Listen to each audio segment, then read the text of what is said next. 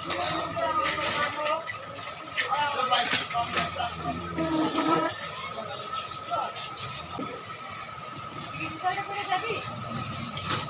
বিষয়টা হচ্ছে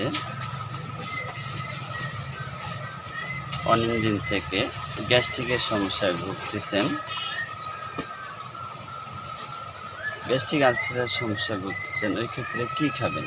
আজকের ভিডিওটা অনেক গুরুত্বপূর্ণ এবং ইম্পর্টেন্ট, সম্পূর্ণ ভিডিওটা দেখবেন।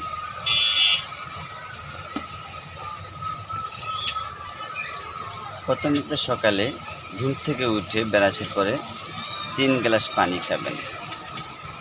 এরপরে ডেক্সল্যান 30 একটা, এর সাথে ডমপেরিডন দুটো একসাথে খাবেন।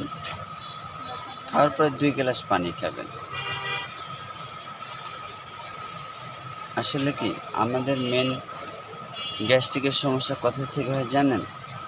ঠিকভাবে যদি পায়খানা ক্লিয়ার না হয়, এর মতো অশান্তি আর নাই। যাদের ঠিকমতো পায়খানা ক্লিয়ার হয় না, তাদের জন্য হজমোলার সিরাপ 3 চামচ করে দিনে 3 বার খাওয়ার পরে অবশ্যই পানি বেশি করে খাবেন।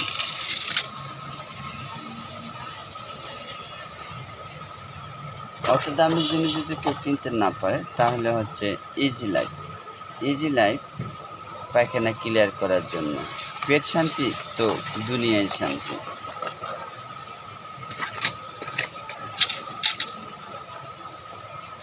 তাহলে আজকে এই পর্যন্ত, দেখা হবে আর একটা নতুন ভিডিওতে। আসসালামু আলাইকুম।